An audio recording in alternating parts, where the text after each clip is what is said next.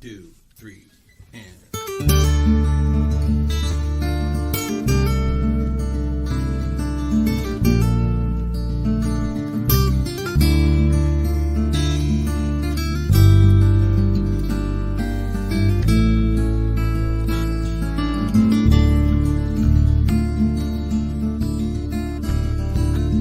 Kadosh, Kadosh, Echad Yisrael, Baruch Shemo Adonai. You're watching Answers for Our Time, and thank you for joining us today. It's Dr. Stephen Pidgeon and myself, Jessica Knock, which are presenting this program. This one is really special to me because it's the story that's not really mentioned in the word at all. It's about Yoceph and Aseneth. Stephen will show me how to pronounce that correctly. But so it's also called Yoceph and Aseneth. And it's such a beautiful book. It's a wonderful story kept out of the word. We only have 2 mentions. The first mention is in Genesis 41, verse 45. Potipharah, priest of On, wants to give his daughter Aseneth as a wife to Yoceph. And again, it's only mentioned in chapter 41, verse 50. Before the years of the famine, Yoceph had 2 sons with her. And that's it. That's all that we hear. But in this book that Sefer has translated, this is more than just a love story. And that's what I want to bring out to you today, because so many of you were compelled to watch it, to read it rather, because of that. But actually, it's also called the Prayer of Acenath. And this is so much about prayer, about passion, about repentance, conviction, confession, visitation. There's so many parallels, like Ruth and Naomi, where you go, I will go, your Yah will be my Yah, your God will be my God. As for me and my household, we shall serve Yah. There's so many different parallels of the word that you see. It's relevant for us today because it shows us the power of prayer, how to enter into prayer, what is required. And even this young woman who she represents, how that represents purity, and that we must in our life, in every part of our lifestyle, especially our prayer life, come in a convergence of purity before the throne, before his presence, to pursue presence and fully. And to drop the idols from our life, because when we drop the idols from our life, the supernatural comes in.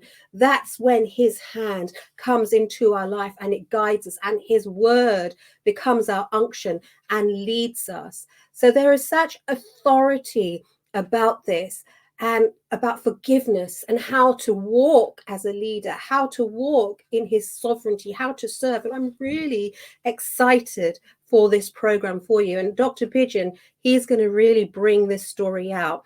Now, I've got a small video that I want to play for you.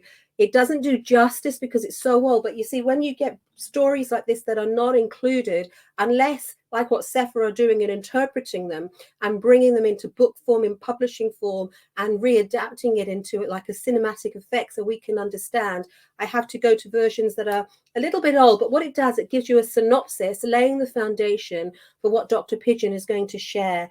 And today, this is about presence in your room, in your life, to take you forward to the next element of your prayer life and to release you. So that is what this program is about today. Daughter of an Egyptian priest, first mentioned in Genesis 41:45.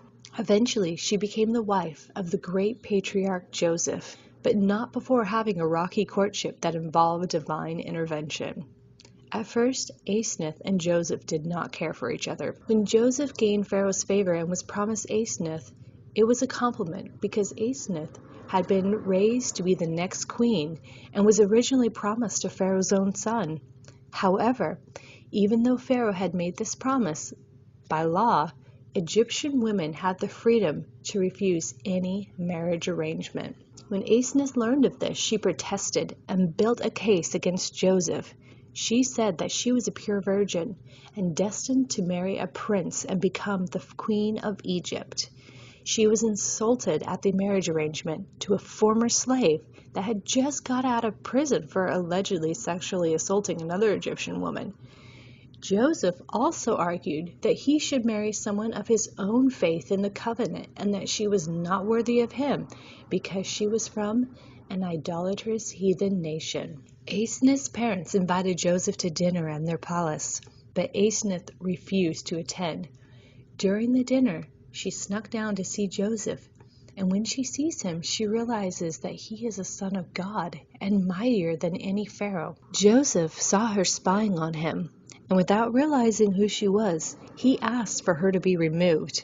He had so many Egyptian women throwing themselves at him that he was constantly on guard and wary of his female fans. When the host explained that this was their daughter Aseneth, Joseph is still not impressed with his future wife, but says he will pray for her and says he will return a week later.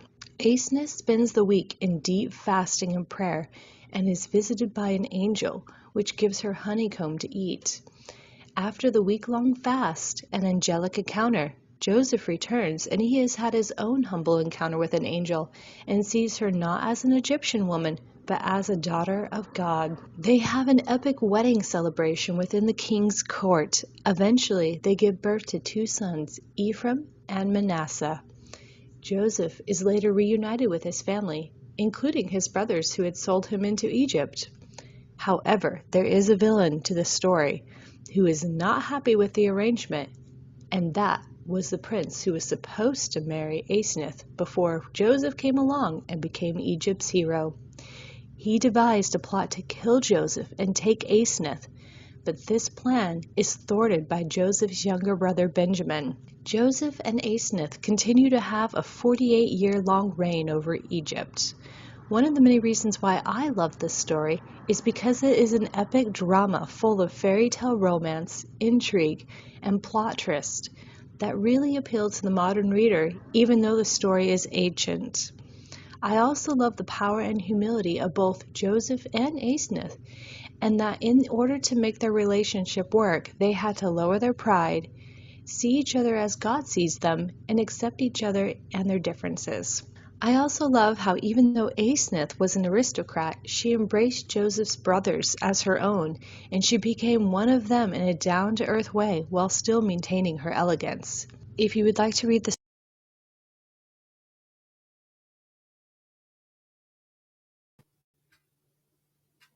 So you can see how wonderful this story is, and I'm really looking forward as we bring Dr. Pidgeon on to this being unpacked. We have to thank you, Dr. Pidgeon, as you come on, for actually going into production with this book, because it would be hidden otherwise to so many of us. But when you open it up and you read it, it is not just a story about love and 2 people getting together. It is about Yah. It is about Elohim, his presence, testimony to the people who did not follow him, that Joseph's Yah, Joseph's God, is the one who makes him great, the one who goes before him. They were making this profession, although they were heathens and although they followed their idols, and it's so beautiful the way that they had a respect for the testimony in his life, but also the way that his wife just turned to worship, turned to true presence, and turned around. That's an example for us as women. That's an example for us as men, what true prayer and sovereignty and being in presence is. So much more, and I'm looking forward to you to unravel this. But really, this is one of those books that you can take it into your prayer closet and it deepen and enhance your time as you tabernacle in prayer. I'm so glad to hear you say that, Jesse. I'm so glad to hear you say that because, with this book, there's always questions, right? There are people, anytime you have an extra scriptural text, I know. people are questioning it. Oh, well, should that be read? And on and on and on. And I read this book, and like you, I just fell in love with this book immediately. It's the greatest love story in Scripture. Truly, it's the greatest love story in Scripture. And I also found it to be remarkable in its depth of prophecy. It's also a prophetic book. And I'm going to point out some other prophetic aspects to it. And you're going to see that it's quite prophetic. And Wonderful. it illustrates what is to come. Now, remember, we have to keep in mind that Yoceph, there's characters in Scripture that are unique and very significant. At Sefer Academy right now in ancient days, we're looking at the life of Enoch, Hanok. Mm. And Hanok was the seventh from Adam and was a very special character in the lineage of the patriarchs. And then you come to Yoceph, and Yoceph was an extremely important person. Remember, let's go back and kind of review this a little bit. Remember that when Yaakov came to Laban's house, and remember that Laban means white. Mm. For all intents and purposes, his last name was White. Mm-hmm. And he goes to Laban's house, and he falls in love with Raquel. He falls in love with Raquel, not Leah, but Raquel. Mm. And he says, I want to marry your daughter. And Laban says, great, 7 years, and then you can marry her. And he works the 7 years, and then Laban tricks him and gives him Leah that night. Yeah. And even though I think I have the enormous respect for Leah as a matriarch in the scriptural story, she's a tremendous woman, and a woman with whom Yaakov did eventually come to love her very deeply. Mm. But Raquel was his beloved, if you will, and she can't give birth, and she can't give birth because Raquel has some serious problems. I mean, number one, Raquel was clinging on to the teraphim of her father, the shrunken heads of her father that she stole from his house. Mm. And she also was, she was the one that had the piercings, and, she was clinging to idols, and she had a number of other things going. And it was her idea that said, well, look, since I can't have children, why don't you sleep with my maid and have children through her? Which he did. And he ended up with Dan and Gad from that relationship. And so, of course, Leah said, well, if you're going to sleep with her maid, then sleep with my maid too, right? And this was Bilpah and Zillah. Uh-huh. And anyway, so with this happening, the firstborn of Raquel is Yoceph. So this was the intended firstborn of Yaakov, was Yoceph. That was the intended firstborn of Yaakov. But the firstborn of Yaakov was actually Reuben, who was born to Leah. And actually, Leah had 4 sons well before Yoceph was ever born. And so the right of primogeniture, which is expressed in the Torah, was by law going to go to Reuben, although in Yaakov's heart, it was intended to go to Yoceph, the child of his relationship with Raquel. Well, Reuben went up to his couch, and Reuben basically challenged his father's authority before his father died by having relations with his maid, Bilhah.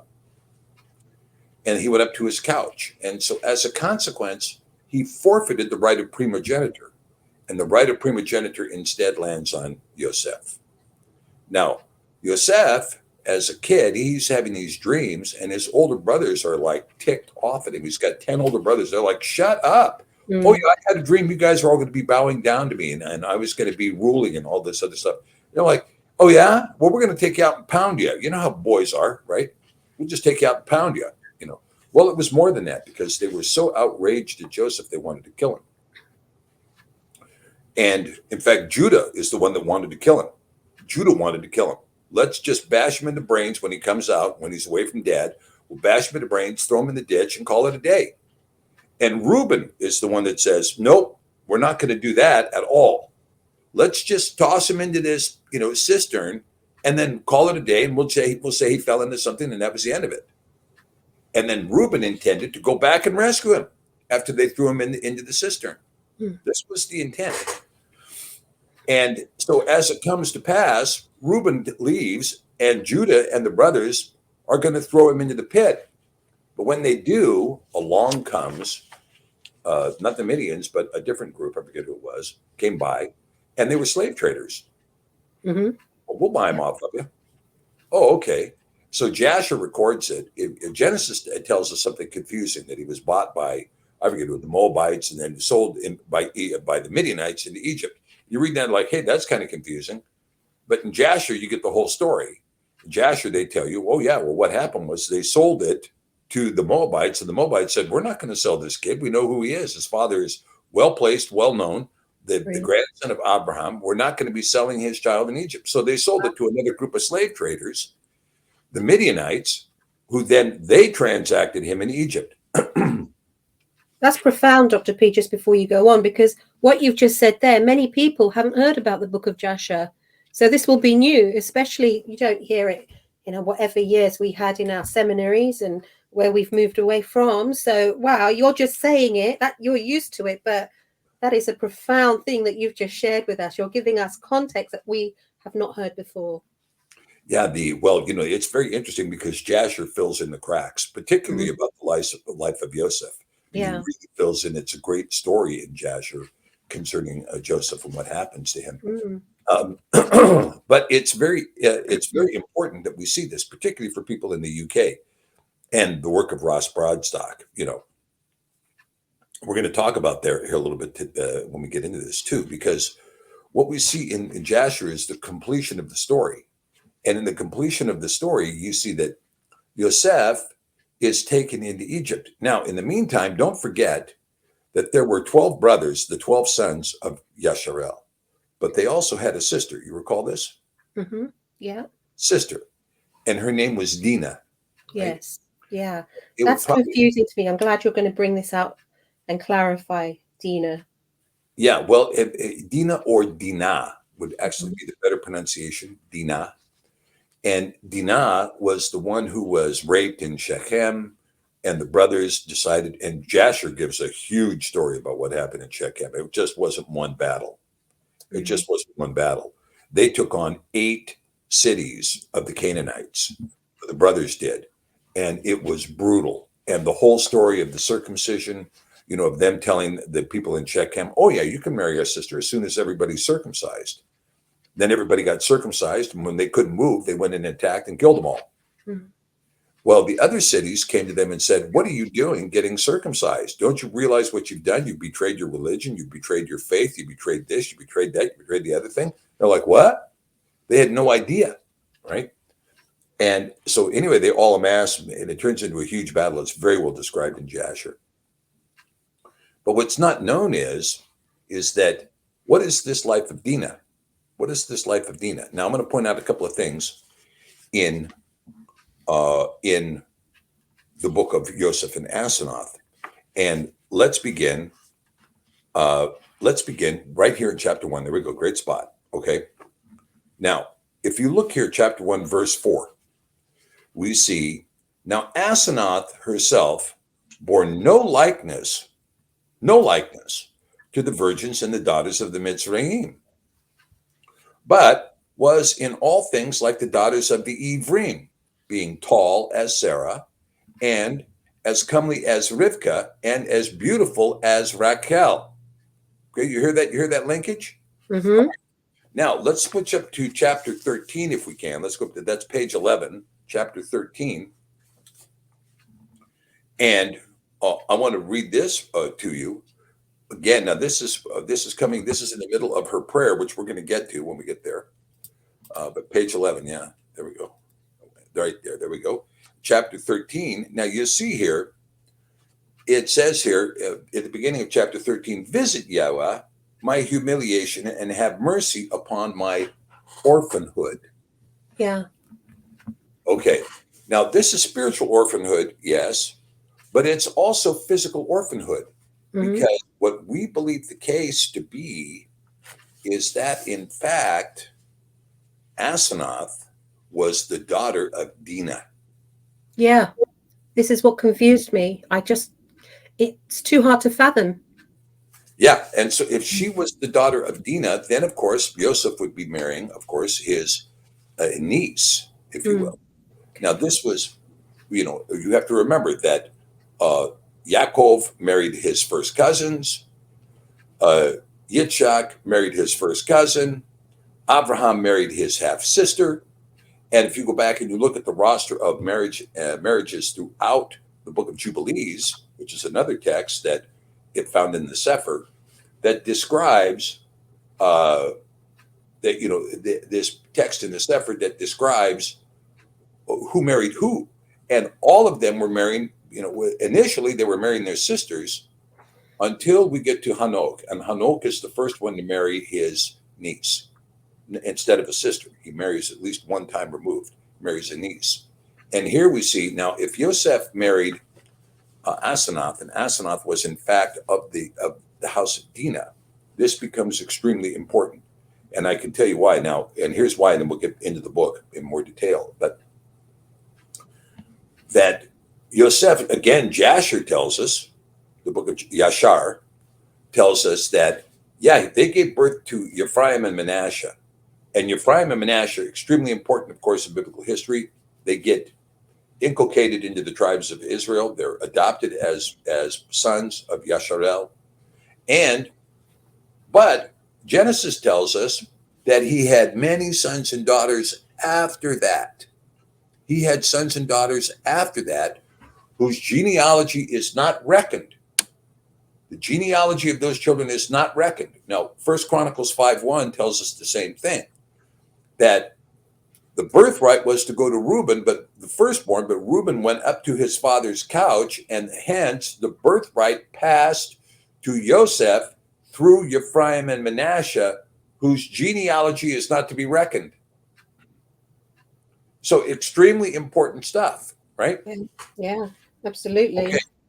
Now, these children of Asenath and Yoceph are going to grow up, and of course, here at the end of Asenath, Joseph and Asenath, we see again the humility of Yoceph, who is the one who is responsible for rescuing the whole world, 7-year famine, right, at the hands of Yah. But in chapter 29, it says, and Yoceph reigned alone in Mitzrayim for 48 years.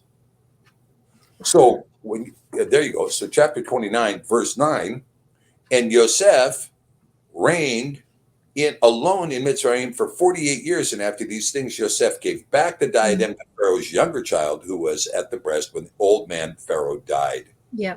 And Yoceph was thereafter as a father to Pharaoh's younger child in Mitzrayim until his death, glorifying and praising Elohim.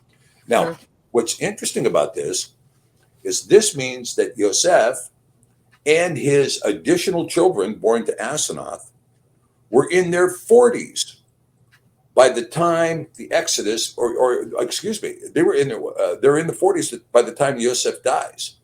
So you see that we have a group of people now, the tribe of Yoceph, not Ephraim, not Manasseh, but the tribe of Yoceph, growing individually in Egypt. Good point.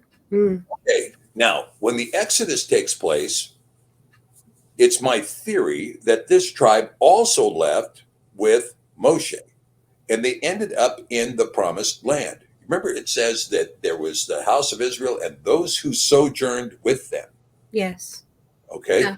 And so if this was the house of Yoceph that was sojourning with them, then the house of Yoceph ends up in the Holy Land, and they end up in the northern kingdom, because the tomb of Yoceph is in Shechem, or what is now modern day Nablus. It's in Shechem, right? Near the mountain of cursing and the mountain of blessing. So here we see that this tribe of Yoceph would be resident in the northern kingdom. Now, as we get into the apostasy of the northern kingdom, following with the civil war led by Jeroboam, we see that the northern kingdom breaks away from the southern kingdom. And the northern kingdom goes into apostasy. And as they do, one of the kings that rises up over this northern kingdom is this king Omri. And this house of Yoceph, who is being eclipsed now by Ephraim, which is becoming the major nation, and Manasseh, these two tribes, huge, very prolific. But the house of Yoceph, what happens to them? Well, they begin to call themselves under the name Omri. Omri was the lawgiver who ruled for 12 years in the northern kingdom, and he was the lawgiver. So they begin to call themselves under the name Omri, or Umri, because I don't believe there was actually an O in the ancient Hebrew. I think it was only an U. It was A-E, U, Those were the sounds in ancient Hebrew, not O. And so it's probably Umri. And so as a result of it being Umri, when they were taken captive by the Assyrians, they were known as from Umri, or in the Hebrew, ka Umri, Kumri. Okay. Kumari, yeah. Okay, and they most likely retained the Egyptian language because they were stiff-necked. Mm. The same way the Welsh have retained the Welsh language in Wales, notwithstanding the fact that they've been under English dominion for over a millennium, they still maintain the Welsh language. They maintained the Egyptian language that they had learned when they were in Egypt while they were under the tutelage of Qumri. And so, as a consequence, this language has held with them through the migration from Egypt into the Holy Land, from the Holy Land into the diaspora, from the diaspora into southwestern England, and into the area that would be called Siluria, that would become known as Britain, or what is now known as Wales, from the house of Dina. Now, another part of this house of Dina is going to move the other direction. They're going to move out east, and they're going to move all the way through Afghanistan. You know, they were called the Massageti in Afghanistan. They're going to move all the way into Siberia, all the way across into Alaska, down the coast of North America. And these are the tribes that are known as the Diné, or they call them the Denina here in Alaska, Denina, but they're known as Diné, which includes the Athabascan, the Tlingit, the Arapaho, the Apache, the Navajo tribes all along this western part of the United States, who are associated with Dina, right? They call them Diné or Denina. Now, these tribes don't know that they're related to them, but I think they are. Okay. So I wanted to start with this, okay? Now Asenath, we see it's very interesting because now she is being held out as she's 18 years old, and she is a perfect virgin. Well, how perfect? Well, even her bed, no one had ever slept on her bed but her. That's right. No male had sat on it either. Yeah. Mm. Yeah. So she was perfected as a virgin. But if you look at this, he had in his house a tower adjoining, right? So this is kind of like what's her name with the long hair? Rapunzel. I thought that. Yeah. She's up in the tower, right? Yeah. And it's great and high, and there was a loft containing 10 chambers. Now, this has its own implications because this is in chapter 2, Stuart, chapter 2 on page 1 or page 3 rather. So when you talk about these 10 chambers, a high tower with 10 chambers, okay, this is going to be reflective of the ascension of Isaiah. Now, while we're talking about the ascension of Isaiah, I wanted to show you this. This is another book that we publish here at Sephard Publishing Group. Okay. It's called we can see that. Good. Shamayim, or the Heavens, right? Shamayim, or the Heavens. Now, this book, a collection of writing on the heavens, this book is really quite good, I think. Well, I don't know if we can see that table of contents or not. No, you can't read it. Yeah, now you can slightly. Yeah. Yeah, the Apocrypha. Yeah, and it's First Enoch, Second Enoch. And this book also contains the Ascension of Isaiah, okay? The Ascension of Isaiah. Now, the Ascension of Isaiah is an extremely important book because the Ascension of Isaiah is going to talk to us about these 10 heavens, okay? Yeah. And these 10 heavens, are, and the discussion is, of course, that Mashiach descended through these 10 heavens and then reascended back up. And it's in the Ascension of Isaiah that discusses the fact that Isaiah was sawn in half by the wicked king Manasseh. He used a wooden saw to saw him in half. And they sawed him in half, by the way, by hanging him from his feet and putting the saw between his legs and sawing him in half. That's how Isaiah died, right? Yeah. And anyway, but you see here a reflection and a prophetic image, if you will, of the 10 heavens. Here we have a high tower with 10 chambers, right? First chamber, great and lovely, paved with purple stones. Yeah. With many precious and colored stones, right? And we're going to see this colored stone thing appear in here too, right? But within this chamber, there were a number of Elohim of Mitzrayim of gold and silver. So here we have engraved images of gold and silver. Now, some of these images, if they were Mitzrayim images, guess what they included? They included probably the half man, half bird, half man, half hyena, which is the god of death. I don't know Mm. the names of these gods, but Yeah. these are the idols that were probably fixed in there, right? Yeah. Yeah. And it says that, and all these Asenath worshipped, and she feared them and performed sacrifices to them every day, right? Second chamber had all of Asenath's adornment. Third chamber contained all the good things of the earth. Mm. Again, this is kind of illustrative of what we're going to find when we talk about the aspects of the earth, right? And Asenath's great chamber had 3 windows, right? Very large, looking over the east, looking over the south, and looking over the street. And this is where she had the golden bed and so forth. All right. So we see this idea that this is prophetic, I think, and casting, if you will, foreshadowing this concept of understanding the 7 heavens. Okay. Understanding the 7 heavens. And we see that 3 of these heavens, if you will, are set apart before she arrives. She arrives in this last group of 7. All right. Now, what's so interesting about this is that now we come to the point where they're going to introduce, Potipharah is going to introduce her to Yoceph, right? He said, in chapter 4, he says, sit down. This is in chapter 5, or chapter 4, verse 4. And he says, he said to her, sit down between us and I will speak to you my words. And she sat down between her father and her mother, and Potipharah and her father took her right hand and said to her, dearest child, he says, let Yoceph, the mighty one of Yahweh, lo, Yoceph, the mighty one of Yahweh, comes to us today. This man is the ruler of all the land of Mitzrayim.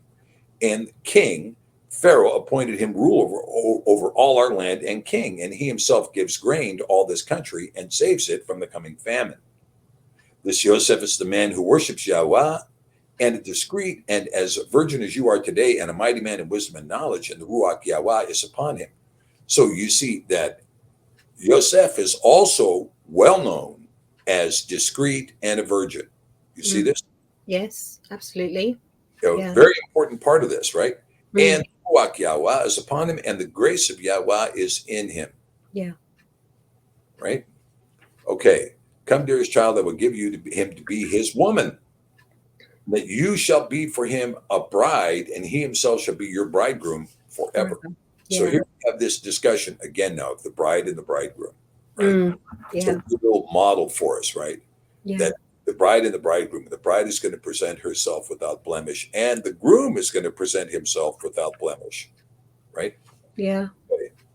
And when Asenath heard these words from her father, a great red sweat was poured upon her, and she waxed angry with great anger. Mm. What? Right? And she looked askance with her eyes at her father and said, what are you talking about? Mm. You wish to give me over as a captive to an alien, a foreigner, and a fugitive, and one who has been sold? Is not this the son of a shepherd from the land of Canaan? And thereafter he was brought here. Is not this he who lay with his mistress, and his master cast him into the prison of darkness? And Pharaoh brought him out from the prison, inasmuch as he interpreted his dream, as the older women of the Mitzrayim also interpret? No, I will be married to the king's firstborn son, because he himself is a king of all the land. And when he heard these things, Potipharah was ashamed to speak further to his daughter, even about the idea, for she answered him with boastfulness and anger. Mm. Okay, now that's all fine until Yoceph comes in, right? And so here in chapter 8 on page 7, we see Yoceph makes his appearance in the house, right? This is such a blessed scene. I mean, Yeah. I love the scene here. So, and Asenath says to Yoceph, hail, master, blessed of Yahweh El Elyon. And Yoceph said to her, Elohim, who quickens all things, shall bless you, girl. Potipharah said then to his daughter Asenath, come and kiss your brother.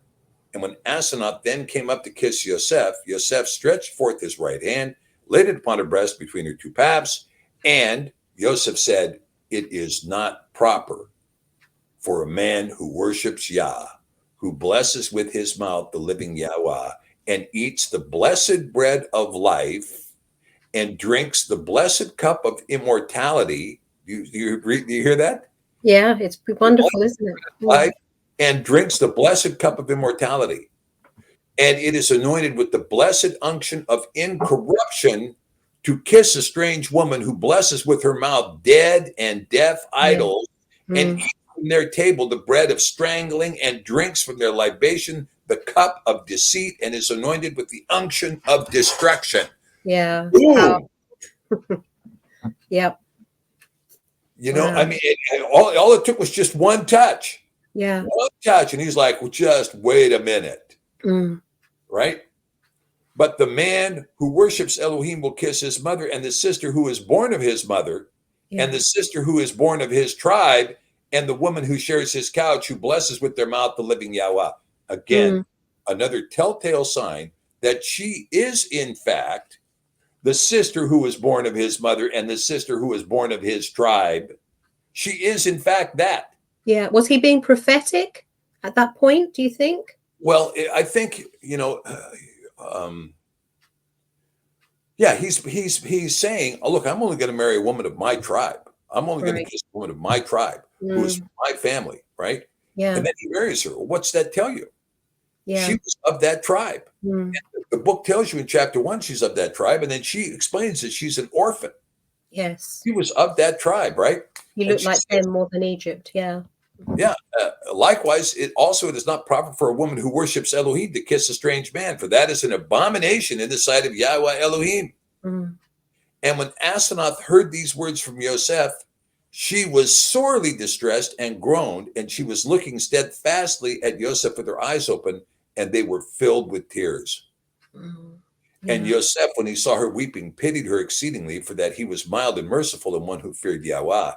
Then he lifted up his right hand above her head and said, Yahweh Elohim of my father Yasharel, El Elyon and El Shaddai, who quickened all things and called from the darkness to the light, from error to truth, and from death to life. Bless you, this virgin, also, and quicken her, and renew her with your Ruach HaKodesh, and let her eat the bread of life, and drink the cup of your blessing. And number her with your people whom you choose before all things were made, and let her enter into your rest, which you prepared for your elect, and let her live in your eternal life forever. Wow. Mm. Yeah. I mean, there's so much in that, Jesse. There's just so much, right? The prayer is, number her with your people whom you chose before all things were made. Yeah. And this is the doctrine that Paul talks about in Romans 16, that, that before we were made, he predestined us. Yes. He formed, he appointed, he ordained. It says that in Jeremiah too. Yes. It's beautiful. And so here you see, where did Paul get that notion, right? Was he reading it from Joseph and Asenath? But here he is. He's laying this out. Before things were made, he chose people before things were made, and let her enter into your rest, which you prepared for your elect. Entering into the rest of Mashiach. This is like for Ezra, which you prepared for your elect. The word elect appears for the first time in the book of Hanok, right? Which is also in the Sefer, for those that didn't know it. Hanok, Jubilees, Jasher in the Sefer. This is beautiful, Stephen. It really is. It's phenomenal, isn't it? And let her live in your eternal life forever. What a blessing this is. I mean, what a prayer of blessing it is, right? Yeah. And Asenath rejoiced over the blessing with exceedingly great joy.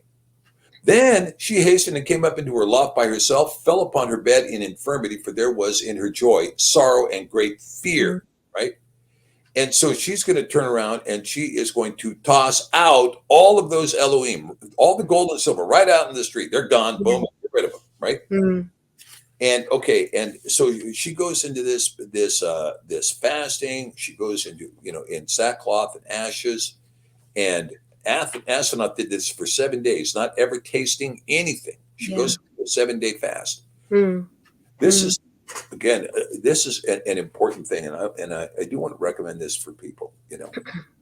Particularly if you're a woman and you feel that you want to be able to move into a spiritual life that is stronger, more powerful. You want to be, you want to see the Ruach Hakodesh thrive really inside the system. That fasting for 7 days is a very good way to do this. Mm. Yeah, so I see where Yasha took from the Torah the bread and wine. Yeah, you can see, well, the bread and wine was always a concept that was laid out. I mean, even, Melchizedek, when he met Abraham at Salem, presented him with bread and wine, right? Mm. Wine, right? But and but here she is. She's going to fast for 7 days and repent in sackcloth and ashes. She gets rid of all of her Egyptian trappings. On her knees for all that time as well, wasn't Yeah, she? for that Yeah. whole time. And in this prayer and fasting comes the beauty of the Ruach HaKodesh. In comes Yeah. the beauty of the Ruach that is going to bless her. And in comes this sanctification. And in this sanctification, she is moving away from the idolatry that has entrapped her, ensnared her. She's captive by these idols. Yeah. And she's moving away from this captivity, right? And on the 8th day, right, Asenath lifted up her head a little from the floor, and the sinners were seated. Yeah. For she was exceedingly weary and had lost the power of her limbs, and for her great humiliation. And thereupon she turned toward the wall, and sitting under the window that looked east, and her head she laid upon her bosom, twining the finger of her hands over her right knee, and her mouth was shut. And she did not open it during the 7 days and during the 7 nights of her humiliation. Yeah. She said in her heart, not opening her mouth, "What shall I do, the lowly one, and where shall I go? And with whom again shall I hereafter find refuge? Or to whom shall I speak?" Now, I want to say this. This is a very important thing that's happening to her here. And it's happening to friends in our community right now, both men and women. Mm. She recognizes the truth of the statement of Yoceph about Elohim and about the falsity of the idols. Yeah. So here she is, trapped in idol worship, trapped in paganism, trapped in the idolatry, trapped in the trappings of life, which are untrue. Mm. And then she is exposed to Yahweh Elohim. She's exposed to Yahweh Elohim, and she immediately becomes convicted of the truth of that. Now what? Now can she marry Pharaoh's son? There's no way she can marry Pharaoh's son. She can't. And she has been rejected by Joseph because she was an idolater. And she had eaten unsanctified things. She's been rejected by Yoceph. Mm. So here she is. She's been given the truth. She knows the truth about Yahweh. And now she finds herself rejected, cast out, and alone. Mm. Yeah. Now, I can tell you this is happening to a lot of people in our community. More than many, more than few, more than a few. It's more than there are least of them, is what I'm saying. You're right. Yeah. Yeah. And as it happens, I mean, some people have been blessed by Yah to the point that when the wife comes out, the husband comes out with her. Or when the husband comes out, the wife comes out with him. But sometimes that doesn't happen. No. When it doesn't happen, it leads to separation, and it can lead to loneliness. People have been cast out by their families, rejected by their families. Yes. Decide, I mean, I'm one of those. I've been rejected by parts of my family. Mm. Just rejected me. We're not following you at all into this thing where you are, and it becomes very painful. And here she is, and she's saying it here. She says, "What do I do, the lowly one, or where shall I go? And with whom again shall I hereafter find refuge? Mm. Or to whom shall I speak, the virgin who is an orphan and desolate and abandoned by all and hated? All now have come to hate me, and among these even my father and my mother, for that I have spurned the Elohim with loathing and made away with them, and have given them to the poor to be destroyed by men. For my father and my mother said, Asenath is not our daughter." You see, she's been cast out by her mother and father. Yeah.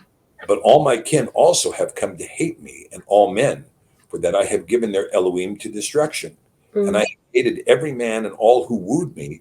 And now in this my humiliation, I have been hated by all, and they rejoice over my tribulation." Yeah. Mm. Oh, this is, this brings great sadness to me. It breaks my heart that people go through this. I mean, it really does. Yeah. But It is such is the nature of the truth. Such is the nature of the faith. In when you're following the broad path, down a Masonic built church run by Masons, teaching the well, I don't think it's a complete gospel that you're on the broad path. There's lots of people there with you. Yeah. You don't experience any of the things that Mashiach is talking about. They will hate you for my name's sake. Well, who's hating you? You're hanging out in the church having a good time at Christmas. Who's hating you? Right? No one's hating you. You're going to be cast out by your mother and your father, by your friends, by your husband, by your wife, by your children. People of your own household will be your enemies. How does this happen to people on the broad path? It doesn't. It doesn't happen to them. I remember reading all that stuff about the persecution in the Gospels, and I'm thinking, yeah, I can imagine that must have happened to you back in the days when you were living around only Jews. And then I found out when I moved into this faith that all of this happened to me. Then I realized exactly what he was talking about because I began to experience it, firsthand, to be hated, to be cast out, to be separated from, to be divorced. To have people say, you're no longer a blood relation of mine. I don't know you. I don't know you. Right. It's a beautiful point, Stephen. That's why so many people have really taken to this book, not because it's a Sefer adaptation or a Sefer translation, because it's speaking into the hearts of their situation as well. Just as what you explained, I was looking at it from a point of prayer, didn't actually see it from this point of view. No wonder why they hold on to this so preciously. Yeah. Well, the book, and because of course this has a miraculous ending and a beautiful story that takes place. Because of course Yoceph is not going to reject her. But part of what happens is what happens when she decides to pray. Okay, now let's go to chapter 12 because this is so powerful, right? Amazing. Yeah. Then Aseneth rose up from the wall where she was sitting and raised herself upon her knees and directed her eyes toward heaven and opened her mouth and said to Yahweh, Adonai Yahweh of the righteous, who created the ages and gives life to all things, who gave the breath of life to all your creation.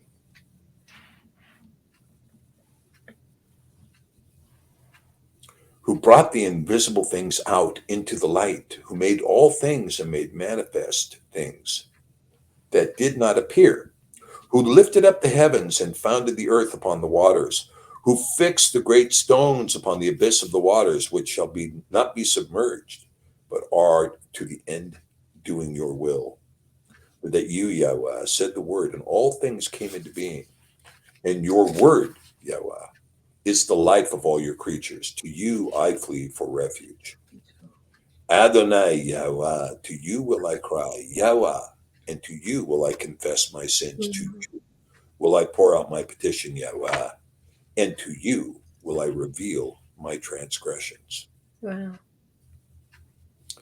Spare me, Yahweh, spare, for that I committed many sins against you. I did lawlessness and wickedness. I have spoken things not to be uttered, and wicked in your sight. My mouth, Yahweh, has been polluted from the sacrifices of the idols of the Mitzrayim, and from the table of their Elohim. I have transgressed, Yahweh. I have transgressed in your sight, both in knowledge and in ignorance. I did wickedness, in that I worshipped dead and deaf idols. And I am not worthy to open my mouth to you, Yahweh. I, the miserable Aseneth, daughter of Potiphar the priest, the virgin and queen, who was once proud and haughty, and who once prospered in my father's riches above all men, but now an orphan and desolate and abandoned of all men. To you I flee, Yahweh, and to you I offer my petition. To you will I cry. Deliver me from those who pursue me, Yahweh, before I am taken by them. For as an infant in fear of someone flees to his father and mother, and his father stretches out his hands and catches him up against his breast, so do you do as well. Yahweh, stretch out your hands upon me like a child-loving father, and catch me out of the hands of the supersensual enemy. For lo, the ancient and savage and cruel lion pursues me. Right? pursuit of the lion, right? Mm. Satan pursues you as a roaring lion. Yes.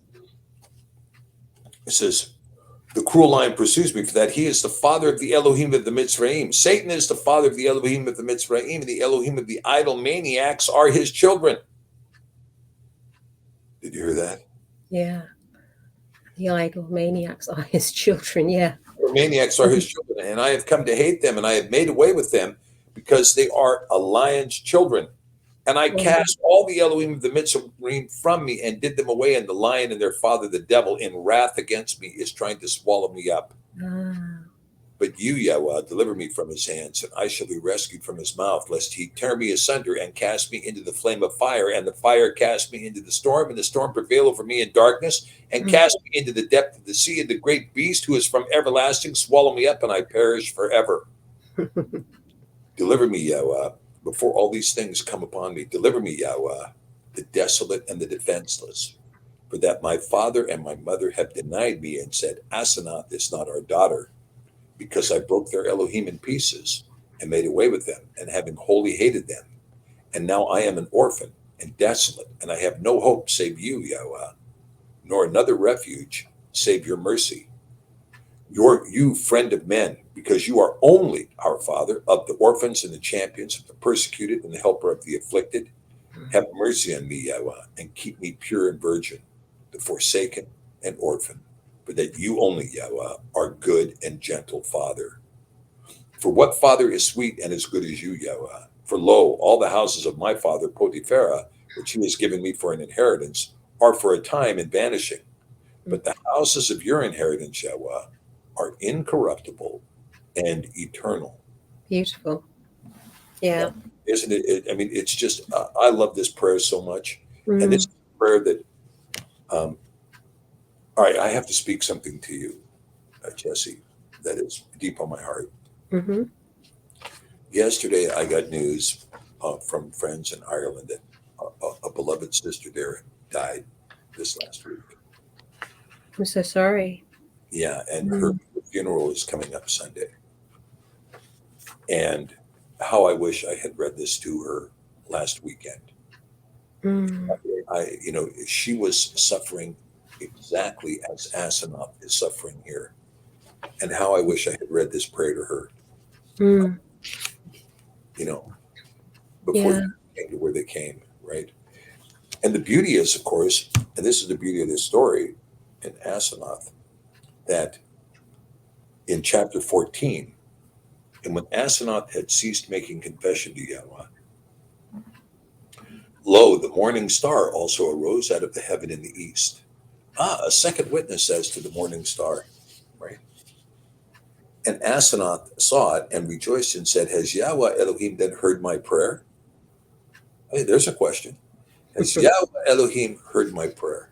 For that this star is a messenger and a herald of the height of the great day. And lo, as she was still sitting looking forth at the morning star, the heaven was rent, and a great and ineffable light appeared. And when she saw it, Aseneth fell upon her face on the cinders, and straightway there came to her a man from heaven, and stood above her head, and said to her, Aseneth, stand up. And she said, who is he who called me? For that the door of my chamber is shut, and the tower is high. How then have you come into my chamber? And he called her again a second time, saying, Aseneth, Aseneth. And she said, here I am. Tell me who you are. And he said, I am the prince of Yahweh Elohim, and commander of all the host of El Elyon. Stand up and stand upon your feet, that I may speak to you my words. And she lifted up her face and saw, and lo, a man in all things like Yoceph, in his robe and wreath and royal staff, save that his face was as lightning, and his eyes as the light of the sun, and the hairs of his head as the flame of fire, and his hands and his feet like iron shining from fire, for sparks proceeded from both of his hands and from his feet. Seeing these things, Aseneth feared and fell on her face, and she became greatly afraid, and all her limbs trembled. And the man said to her, be of good cheer, and do not fear, but stand up and stand upon your feet, that I may speak to you my words. Then Aseneth stood up and stood upon her feet, and he said to her, go without impediment into your second chamber, and lay aside the black tunic where you are clad, and cast off the sackcloth from your loins, and shake out the cinders from your head, and wash your face and your hands with pure water, and put on a white, untouched robe, and gird your loins with the bright girdle of virginity, the double one, and come again to me, and I will speak to you. Mm. Then Asenath went into her second chamber, and she did as was told, right? And thereupon she came to the prince and stood before him, and he said to her, take now the mantle from your head, for you are today a pure virgin, and your head is as of a young man. And Asenath took it from her head. And again the prince said to her, be of good cheer, Asenath, the virgin and pure. For lo, Yahweh Elohim heard all the words of your confession and your prayer. And he has seen also the humiliation and affliction of the 7 days of your abstinence. For that from your tears much clay has been formed before your face upon these sins. Again, forming clay from tears. Yeah. Right? Accordingly, be of good cheer, Asenath, the virgin and pure, for lo, your name has been written in the Sefer of life, and shall not be blotted out forever. But from this day you shall be renewed and refashioned and requickened, and you shall eat the blessed bread of life, and drink a cup filled with immortality, and be anointed with the blessed unction of incorruption. Be of good cheer, Asenath, the virgin and pure. Lo, Yahweh Elohim has given you today to Yoceph for a bride, and he himself shall be your bridegroom forever. And no more henceforth shall you be called Asenath, but your name shall be City of Refuge, Ir Mikrat.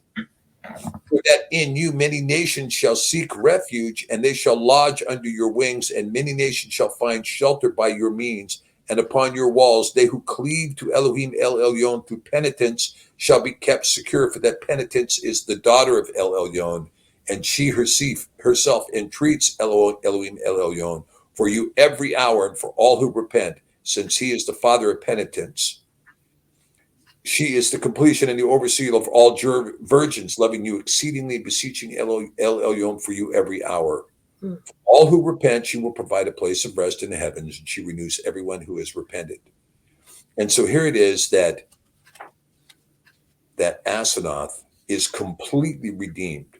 Yes. By El Elyon, and she is made the bride of Yoceph, and she is brought out of sackcloth and ashes, and brought out of her mourning and her repentance, and she is once again dressed in white and presented to her husband. Right? Pure linen, wasn't it? Pure white, never worn before. And when I know you're going to reveal in the coming chapters, but as I was reading this, I was waiting for something like stand up, take your shoes off, for you're standing on holy ground. So it gave us an indication of who was speaking to her. I know she gets that revelation with a conviction in preceding chapters, but it's just so powerful. It gives you an anticipation, and you want to know for yourself who that is, because it shows you how to enter into prayer and how to approach as well. What you were saying about the chambers, I only looked at it from the point of prayer, not from the point of heavens. So now I want to go back, delve into that and see what I've missed, because it's a whole new look at sovereignty in this story, and make it applicable to ourselves. Oh, yeah. And one thing I skipped over that I shouldn't have skipped over is when Joseph appears, right? When Joseph appears, this is in chapter 5, beginning on page 5. And when Potiphar, in verse 3, and when Potiphar came out and his women and all their kindred and their servants to meet Yoceph, when the gates of the court looked east were open, Yoceph came in and was seated in the second chariot of Pharaoh. And there were yoked 4 horses, white like snow with golden bits, and the chariot was fashioned with pure gold. And Yoceph was clad in a tunic, white and rare, and the robe that was thrown around him was purple. You hear this? The purple robe. Purple, like the chambers. Made of fine linen, interwoven with gold. Right? Yeah. Okay. And a golden wreath was upon his head, and around his wreath were 12 choice stones. And above stones 12 golden rays, and in his right hand a royal staff which had an olive branch outstretched, and there was abundance of fruit thereon. What an interesting image, right? And why would Yoceph have 12 stones wrapped around his neck? 12 tribes. Wow. It's like the ephod of the priest, right? Mhm. It's like the ephod of the priest. But the fact that he was wearing purple with gold intertwined is the robe of Mashiach. So we see here that we see this casting and this imagery of the coming Mashiach in Yoceph, Mm. in this presentation of someone who was accused, wrongfully accused of a crime and imprisoned for 12 Wow. years, Yeah. right? And and in his wrongful accusation and in his imprisonment comes to be a deliverer for not just the house of Yasharel, which he does in fact rescue, but for the whole earth, that he has provided for 7 years of plenty by putting those 7 years away in containers that they might be fed during the 7 years of famine. Right? This is the great majesty, the great action of Yosef, driven by the Ruach HaKodesh and the intelligence of Yah, giving him these things, the foresight of Yah, giving him these things. But we see this whole forecasting, if you will, a persona and a model of Mashiach, right? Be that virgin person. Present yourself into an eternal bridegroom and bride, a relationship as a virgin. And in this case, Yoceph was also clad in the tunic, the purple tunic of royalty. Mm.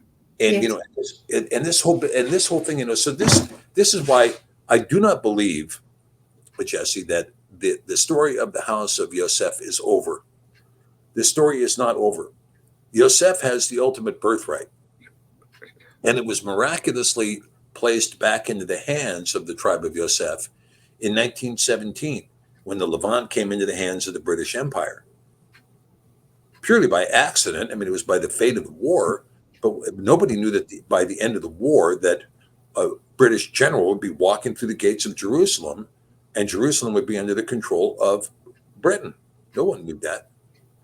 But this was the house of Ephraim, once again recapturing the birthright of Yoceph. Now, the birthright story of Yoceph is not over. This story is not over. And this story is going to continue, and it's going to continue in both the house of Yoceph, which, so you got to, if you look at this, when you understand that the Welsh are the house of Yoceph, outside of the house of Ephraim and outside of the house of Manasseh, and that the rest of Britain is primarily the house of Ephraim, although Ireland and Scotland are the house of Zarach. Well, it's kind of an interesting combination of people groups, right? Yeah.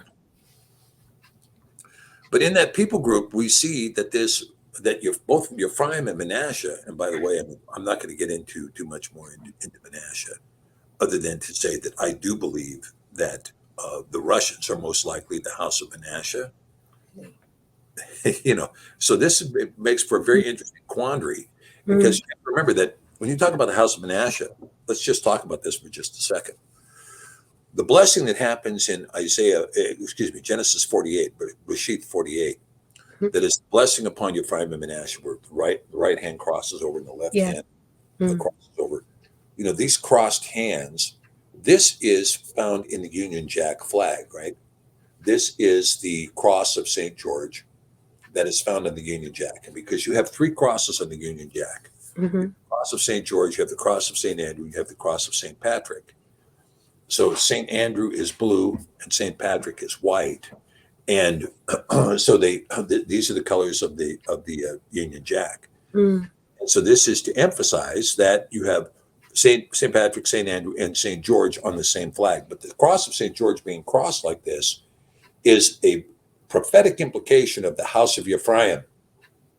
Right. That the house, that when Yasharel crossed his hands to bless Ephraim, you will be a mighty nation. And his father uncrosses his hands, says, "Not true, this is my oldest son." And he says, "I know what I'm doing. The younger will rule over the older." Yeah. But nonetheless, Manasseh had a history of being a strong fighting force. This is why they put Manasseh up in what we call now Gilead. So when you look at modern day Israel, you see where the Golan Heights are. This area to the east of them was called Gilead, and this is where Manasseh was. They were to the north and to the east of the River Jordan, and this was a large land grant. And Manasseh was there because Manasseh was the fighting force that could repel all the invading armies from the Tigris Euphrates or from Haran or from anywhere else. They'd have to come through Manasseh first to get to the other tribes. So Manasseh was always the fighting force. So when Manasseh was taken captive by the house of Assyria, they were taken way out. We don't want you here at all. We don't want you in Persia. We don't want you near the Tigris Euphrates. We want you out. And they took them actually to the other side of the Caspian Sea. And the house of Manasseh began to thrive at the other side of the Caspian Sea. And they became a fierce fighting force, and they still are a fierce fighting force. In fact, the Afghanis themselves are likely from the tribe of Manasseh. And so you see this Massageti, they were called Massageti at the time, but this Massageti expanded, and this fighting force would end up Genghis Khan, right? Genghis Khan was of this tribe. Mm-hmm. And by the way, they say Genghis Khan had red hair and blue eyes, by the way, in case really?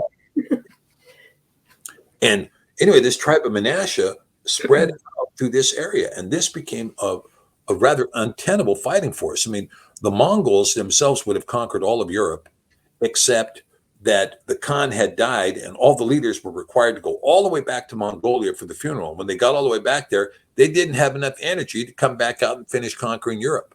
Otherwise, they would have conquered all of Europe. They were ferocious. And what could they do? What could the Mongols do that other people couldn't do? First of all, we know that the Assyrians had created the compound bow. Now, when you talk about a compound bow, the Syrian compound bow was not the compound bow that we envision today, which has got these pulleys on it. It was a double bow. It was two bows. Okay. That were linked together. And when they pulled that bow back and fired, it had a firing force that was only exceeded in World War I.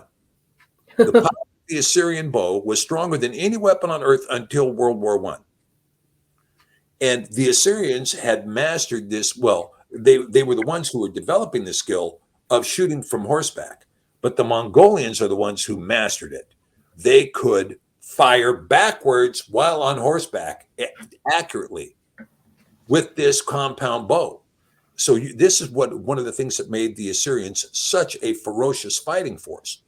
But when you look at this house of Omri, what was the skill that the house of Omri brought to the British Isles that was successful in repelling the Romans and successful in later repelling the French? It was the use of the longbow. Because the French would show up in battle with a crossbow, and the crossbow had a range of about 50 feet. And the Welsh would show up with the longbow, and they could hit these guys from 100 yards out, right? Rain down absolute terror with the use of the longbow. And so the longbow became a ferocious fighting instrument, which allowed really the United Kingdom to expand its armies because they were using the longbow. And the longbow allowed for major, major victories time after time after time after time because it was such a ferocious weapon. Okay. So the long and the short of this is we see this idea of Ephraim, Joseph, the house of Joseph, the house of Ephraim, the house of Manasseh.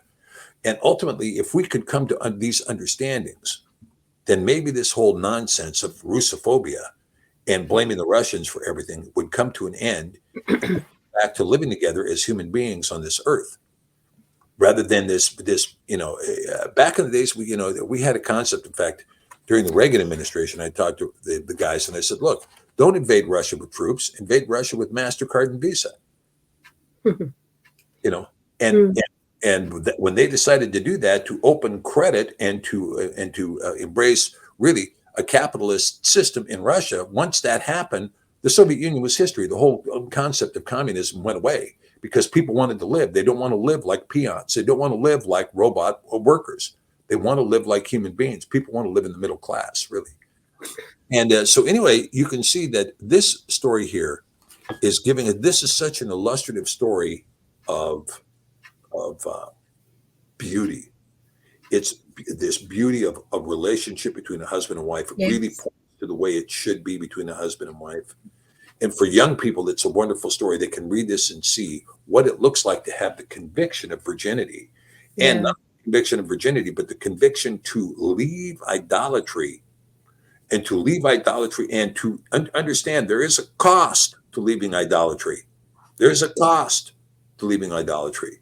But when you leave that idolatry, there is also the deliverance of Yah, who hears your prayers. And Yeah. so I'll leave it at that. Okay. That's beautiful. So true, Stephen, what you say. Yeah. And so with this kind of thing, I think when I found this prayer to be really incredible, and that she had turned, and that she was visited that night, Yeah. right?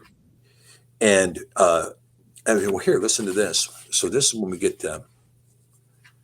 So this is, let's see. And Asenath hastened. This is in chapter 16. She hastened to set up an empty table before him, and as she was starting to fetch bread, he said to her, "Bring me also a honeycomb." And she stood still and was perplexed and grieved, for she didn't have a bee's comb in her storehouse. And the angel said to her, "Why do you stand still?" And she said, "My master, I will send a boy to the outer camp, because the possession of our inheritance is near, and he will come and bring one quickly. I'll set it before you." And the angel said to her, "No, enter into your own storehouse, and you will find a bee's comb lying upon the table. Take it here and bring it up." And she said, "Yeah, well, there's no bee's comb in my storehouse." And he said, "Go and you will find it." And Asenath entered into his storehouse and found the honeycomb lying upon the table. And while the comb was great and white like snow and full of honey, and the honey was like the dew of heaven, and the odor thereof the odor of life.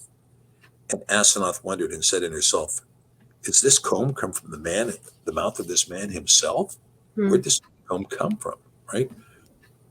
And she took the comb and brought it and set it forth upon the table. And the angel said unto her, "Why is it that you said, there is no honeycomb in my house? And lo, you brought it to me."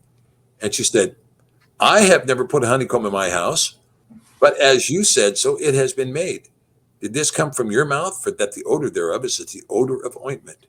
And he smiled at the woman's understanding. And then he called her to himself, and he stretched out his right hand and took hold of her head. And when he shook her head with his right hand, Asenath feared the angel's hand greatly, for sparks proceeded from his hands after the manner of red hot iron.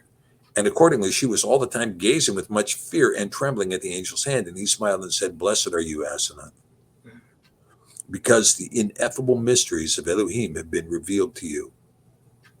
And blessed are all who cleave to Yahweh Elohim in penitence, because they shall eat of this comb." This comb is the Ruach Hayim, right? The spirit of life. "And this the bees of paradise of delight have made from the dew of the roses of life that are in the paradise of Yahweh, and every flower, and the angels eat of it, and all the elect of Yahweh, and the sons of El Elyon, and whoever shall eat of it shall not die forever." Then the angel stretched out his right hand and took a small piece of the comb and ate, and with his own hand placed what was left in Asenath's mouth, and said to her, "Eat." And she ate. Now, this honeycomb is an illustration, of course, of the fruit of the tree of life, right? This comb is the Ruach Hayim, right? It is the bees of paradise that have made this from the dews of the roses of life that are in paradise. Again, it's a remarkable and beautiful story. It's a remarkable story. And, so I just think that it goes on and again gives more teaching and more illustration, like the 7 virgins that are with her. And so, but anyway, I'm going to leave the rest of this as a mystery for those people who have not yet read it. Yeah. It's a free download. We've made this publication of free for this month, and now they're all gone, and we don't have any more of them. But that doesn't mean that you can't read Yoceph and Asenath, because you can. You can just go to the Sefer website at sefer.net, and then go to the resources tab. And then at the resources tab, scroll down to the bottom, and you'll get to free downloads. And when you get to free downloads, just go to the free downloads. And I think it's at the very bottom of free downloads, you should find the PDF of Yoceph and Asenath. And hopefully you will love it. Hopefully you will love it. And again, I want to recommend to you, while we're talking here, I just want to recommend to people the book Shamaim, that has additional extra scripture writings like the Ascension of Isaiah in it. I also want to recommend the book Breshith. This has the books of Adam and Eve in it, the testimony of Moses, the apocalypse of Abraham, and some other very good beginnings books. And then, of course, for those of you who like the extra New Testament books, I want to recommend this book, Ha'avot. Now, this book, I got to tell you, Jesse, smokes. So this book has in it the DDK, that's from the Ethiopian Bible. Oh, really? The Gospel of Mary, the Gospel of James, the Gospel of Nicodemus, the Gospel of Peter, the Epistle of Barnabas, the Visions of Hermas, the Commands of Hermas, the Similitudes of Hermas, First Clement to the Corinthians, Second Clement to the Corinthians, Polycarp, Ignatius to the Ephesians, to the Magnesians, to the Trallians, to the Romans, to the Philadelphians, to the Smyrnans, and to Polycarp, the Ascents of Yaakov, which is an absolute must-read, and the Apocalypse of Peter. That's all in this book, Havot. Now, this month, Sefer is offering, I think we're going to offer it this month, offering a combination of Yocephus, and this is Josephus Antiquities and Josephus Wars. They're two separate books. Okay. And I have to tell you, Stephanie is the one who did the editing. And she did an absolutely remarkable job on this editing of Antiquities. Antiquities, if you've ever read Antiquities, you'll find that virtually every copy of Antiquities is in Old King James English, and the sentence structure and the semantics are a complete disaster. I remember her saying this. Yeah. They're a complete disaster. And Stephanie went through it line by line. Okay, I got to take out all these colons. Okay, I got to put this into one sentence. Okay, we got to make this happen. And so she spent more than a year editing Josephus. And so I think it's the finest edition of Josephus in the English language that you can buy. Okay, Antiquities. Yeah. And so we have a special package going, Antiquities and Wars. And remember, Wars is the one place that you can find an ear witness to the name Yahweh. In book 5, chapter 5, paragraph 7, you read down into that paragraph, you'll see that Josephus says that the Yod He Vav He was pronounced as 4 vowels. Yahweh. It doesn't say Yahweh, it just says it was pronounced as 4 vowels. But I think those 4 vowels were E-A-U-A, Yahweh, Yahweh. Wow. Okay. Stuart, if you're hearing what Dr. Stephen's saying, would you just put the correct spellings of those books up on here, please, and how to get them if you can? Thank you. Yeah, thanks, Stuart. Thank you. Appreciate that. Yeah, so that's all I have, Jesse. Oh, look, there is so much more, but you don't want it to be a spoiler. You know, you ended just before in one chapter, somewhere coming up with what you had said, Stephen, and she says, Yah. So she makes a recognition saying Yah, but when they part company, she says, surely this is Elohim. And that was like, okay, so where was her reckoning? Where was her recognition with this? You know, things like that. You can't not hold this book and read it and not let it minister to you, bring you into presence of the Ruach HaKodesh and expand your prayer life and your understanding. And it makes you hungry and thirsty to read more and to know what has been hidden from us. I get a spiritual hunger, a spiritual indignation at what has been hidden from us, because in this lifetime, this side of earth, we have to pursue these things. We have to know these things, and we cannot let people condemn us and say, you're being Jewish in your ways. We cannot let people condemn us and say, this is just history, because no, it's our navigator for life and actually living in true repentance, purity, confession, effectual prayer life when you understand these books and how they've been hidden, how and why they've been kept from us. And I want to serve, as it says in Joshua, serve him. As for me and my household, we will serve Yah with everything. And that's what I want in every area of my life for us, for our viewers, Stephen. So there is so much more. It sets a fire. Those kindles have been burnt today, and that's what's important. you Amen. know. Amen. Yeah, Yeah, beautiful. Yeah, yeah, thanks. And yeah. So yeah, and again, I mean, these readings for me have just caused my faith to blossom. In doing our discussions with Malcolm, Malcolm has given us great research showing the 70, the book of the 70, and I believe these Yoceph and Aseneth was one of the 70, as right. was Yashar and Jubilees and Hanok. And Mm, so, we're going to continue on our quest to find more and more of these texts so that yeah. we can reveal them as best we can. And so that's where we're headed this upcoming year. A year that promises to be really tragic for most, but for us, it's going to be one of the greatest years in all of our revelation. Yes, yeah. Mm. And even this book, it speaks of tribulation, her tribulation, but we can see that in the sense of the 7-year tribulation. We can see it in the sense of our own tribulations and the tribulation of the elect. This book just doesn't stop speaking to you. It is so prophetic. And if anything, it enhances our prophetic understanding as well, how to Yeah. understand the word. So that's why this program had to be dedicated to this book. And because there's so many people, Stephen, even within the Sefer Fellowship, who you so poignantly said are going through so many of these similar situations, and it just manifests the word and life straight into their situation. Yeah, it really does. I mean, this, and I just wish that I had spoken this. I wish we had done this a week ago Yeah, because it does speak into people. I mean, I can't tell you the hardship I hear of people writing me and saying, well, and you find yourself in the same place as Asenath.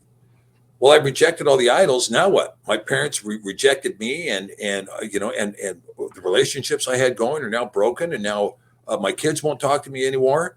But you're in a situation where you know the truth. mm. So what are you going to do? What You are you hold going to on do? to your conviction and you don't let go because you know the truth. And if And you know the truth and you're seeking the truth, you will seek me and you will find me when you seek me with all of your heart. And when you yes, seek Yah and you find him, and then once you find him, now what? Now what? Well, the people who are not seeking this truth are going to be given over to a great delusion, a great deception. They're going to be deceived. They're going to be deluded, and they're going to be picked up by the beast. And the mm. beast is with us now, Jesse. The beast is with us. Yep, You know it, absolutely. right? I mean, the beast is here and they are, they're coming after us. It just never stops. It never stops. And they're making war again. They've regrouped and they've got another battle plan that they're coming at us with us now. The G20 is coming at us with us.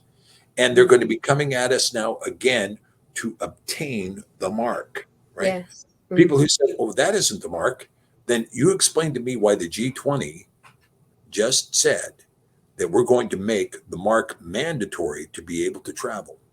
Yes, exactly. I was just thinking that, Stephen. Stuart brought it up yesterday as well, and we're going to see those new rules very shortly. So it was hidden for a while and it's coming back, isn't it? Mm-hmm. Mm-hmm. Absolutely. You know, and this is why it's so important. And even from your seat, from where you are based, you don't need to travel to let this out. There are so few voices, those in authority, those in institutions, those in academia, those in theology, whatever you want to say, they're being refuted, they're being thrown away. And then you come up and you speak, and you can do that without traveling, although it helps, I know, with that, with where you are now, where you position to speak. And as the seals are opening, so is it time for us to hear, and we're beginning to recognize for those who will listen and position themselves. And this is what exciting. I can just see that from this meeting today.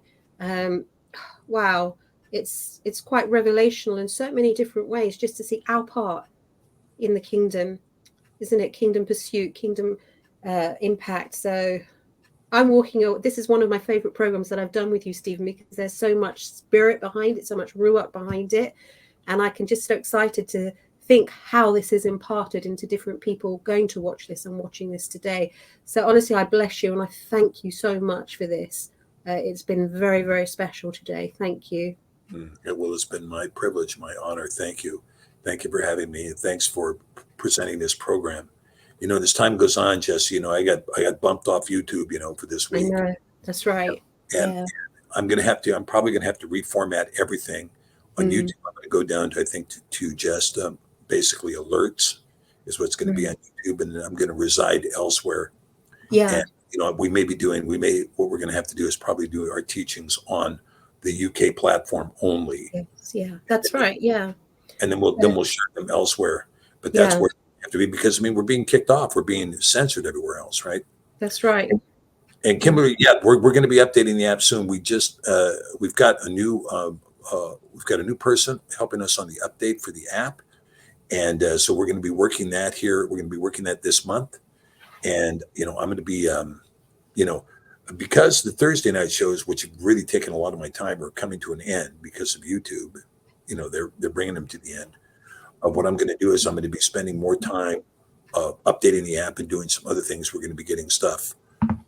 We're going to be getting stuff accomplished that have been kind of on the back burners Mm. because of I mean, this is where Yah has placed us, and so this is what we're going to do. Now I'm going to become obedient to what is the path I need to do. Yeah. See, now the biometrics thing. Now this is something that's mentioned here. The biometrics thing. Yeah, a paid fee traveling to the UK. The fee is that's kind of not so good. But the biometric data is, for UK citizens, when you fly into the US, you're forced to give biometric data. You don't know it; they don't tell you that. But when you come in, you have to be give your fingerprints, and you have to do a retinal scan when you enter the U.S. as a British citizen. That's the biometric data. And of course, they do facial recognition in Britain right now. When we came in, there was no person there. We put our passport into a photo thing and then stood and had the picture taken. And then the picture goes to, 20 points of identity against the facial recognition software on your photo and determines that you're the person in the passport. And then you go through. And there was no human being there, right? I would have hated to have done that, but you can't get entry unless you don't. See how they coerce you. Oh, yeah. Mm. So here we are. So anyway, I'm going to be paying attention to getting my updates done. I'm going to try to finish recording the Torah portion. Yeah. And we're going to try to get the app updates done. And we're going to try to get, we have a new edition of the Yom Kodesh coming out. And I'm going to be spending a little bit more time talking about the calendars in the Yom Kodesh and giving us a calendar through 2045. Not that we're going to see 2045, but I thought I'd give us a calendar anyway. It's good to learn and know. Yeah. No, this is exciting, Stephen. So let me just recap, because it doesn't mean that the YouTube is not available. Dr. Pidgeon's YouTube channel is still there with all his old to current programs that he has. In fact, yesterday we did an off-the-cuff one on Zoom that was not the same day. It was the same day, but not the same time as what we would go on YouTube. And we've had great technical difficulties in getting that out to different platforms, but we're nearly there. After this program, Stuart and I are meeting together, and he's going to try and do the technical things to work out why this isn't happening. But as Dr. Stephen has said, we have a Sefer UK website. I'll start to plaster that everywhere so that he can start to use that as an alternative to the YouTube platform. Please look at the Eating Wild Honey and Locust YouTube channel, because what we will do is every program that Stephen does, I will create on my platform a short, and that means that's a 15-second advert. And in the community section, what is happening with Stephen, what is happening with his channel. And then you just have to follow the links and go to wherever it is directing you. So we can still utilize YouTube, although they are censoring us from certain subjects. Everything that we do with Stephen and the Thursday alternatives at the moment that he is doing will be on the Eating Wild Honey and Locust.co.uk website channel. So always go there, and you can go to Facebook or Brighteon. Brighteon we're not allowed to mention on Facebook, so all this censoring continues and continues. But just know where you can find anything for Eating Wild Honey and Dr. Stephen Pidgeon, especially while it seems quiet. Always go to Facebook for updates and so on, and I will get a page of information. Telegram. And also, if you're a member of the Telegram group, we'll be right there. And in addition, we will have yesterday's video that we did will be posted on the Sefer website under the video collection. You'll be able to get it there as well with PowerPoint and PDF. Mm-hmm. Yeah, that's brilliant. So there's lots of different ways. They're just to exhaust it. We'll put this all on Telegram so that everyone knows where to go, basically. So that censoring doesn't stop us. It makes us stronger. We just have to find new ways. There it is, Jesse. Okay, well, blessings to you, sister. Thank you for hosting today. Thank you. Thank you. This has been a very special program. And so with that, we want to thank you. I want to encourage you. press on. I'm sure many of you in your rooms have felt that heat, that in your spirit, in your ruach. Go with that. Go to your prayer closet now. Be on your knees and make your confession, make your repentance, and make it your time of prayer to him. So with this, I want to bless you and thank you for joining us today. We will see you next time. Shabbat Shalom. Bye-bye. 2, 3, and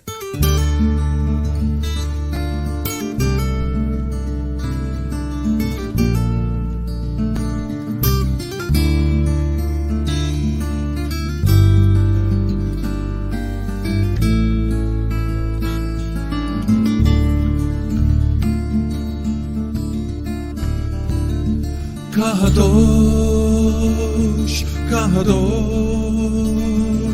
Echad Yisrael, Baruch